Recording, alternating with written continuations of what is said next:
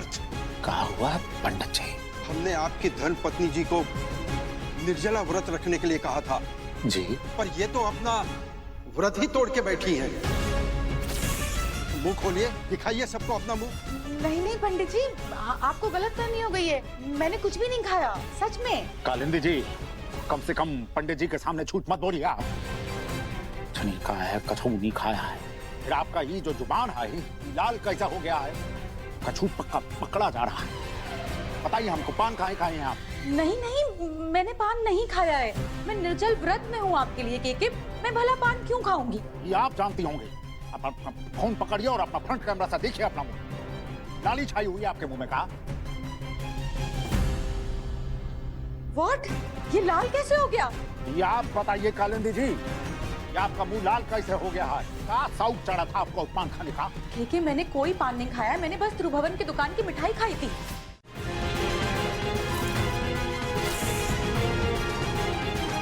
अरे हाँ, ये नया फ्लेवर है कोई, शायद गुलकंद वाला।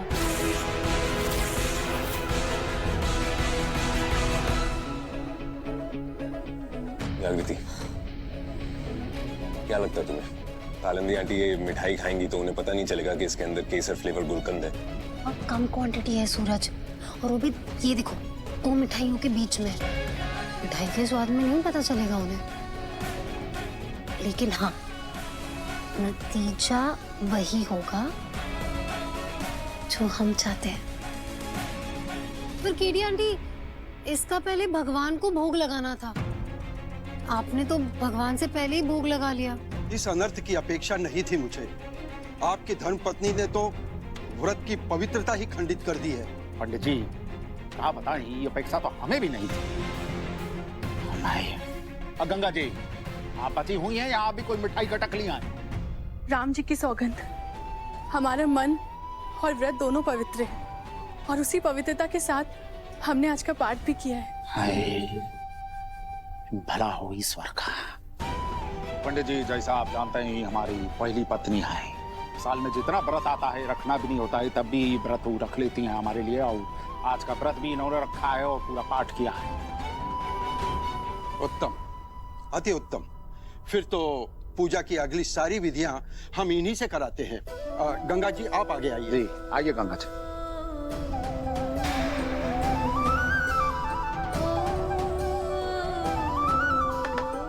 कालिंदी जी, पीछे हटिए। आइए गंगा जी, हाँ, हमारी धर्म पत्नी का फर्ज निभाइए।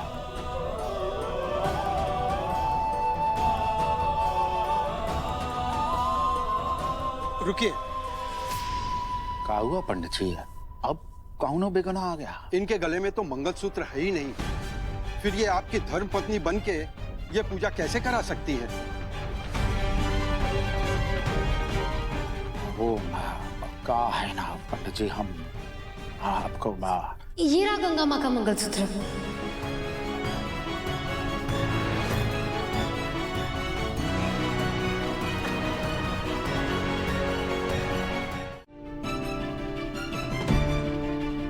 जागृति, मुझे कुछ कहना है। हाँ बोलो। अरे इससे लड़ना आसान है, उनकी बात कहना मुश्किल है। क्या हुआ? हाँ, मुझे कहना है, वो थैंक यू। इतनी हिम्मत करके थैंक यू क्यों बोल रहे हो तुम? क्योंकि तुमने आज माँ को हिम्मत दी। आई नो ये तुम्हारी वजह से ही है जो माँ को हिम्मत मिली अपने हक के लिए खड़े होने की। थैंक्स। मैंने कुछ नहीं किया। हाँ, अंदर जो तुमने हिम्मत देखी ना, वो गंगा माँ की अपनी हिम्मत थी। सो अगर तुम्हें कुछ भी कहना है तो गंगा माँ से जाकर कहो। उन्हें भी तो पता चले कि उनका ये जो अक्खड़ बुद्धि बेटा है वो क्या फील करता है उनके लिए। जाओ उनसे बात करो, उन्हें अच्छा लगेगा। ओके? अरे जागृति, कहाँ जा रही हो? सूरज लिसन, मैं चित्ता बस्ती जा रही हूँ, प्लीज मुझे जाने दो।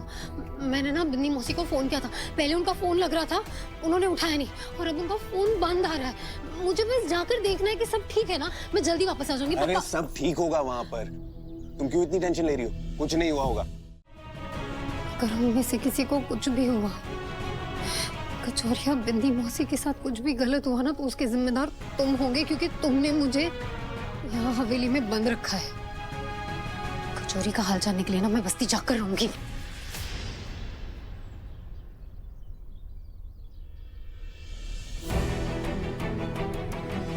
मैं रुकूंगा नहीं तुम्हें, पर मेरी एक बात सुनना, जरा खुद सोचो, अगर डैड को पता चल गया कि तुम घर छोड़ के बाहर गई हो उस कचौरी की या चित्ता बस्ती की हेल्प करने, तो तुम पे तो उन्हें गुस्सा आएगा ही, लेकिन उनका गुस्सा कचौरी और बस्ती वालों पे भी निकलेगा। अभी तो कचौरी किसी प्रॉब्लम में नहीं होगी, लेकिन हाँ, अगर तुम घर से बाहर गई तो वो प्रॉब्लम में जरूर पड़ जाएगी। अगर वो प्रॉब्लम में आई तो फिर जिम्मेदारी तुम्हारी होगी।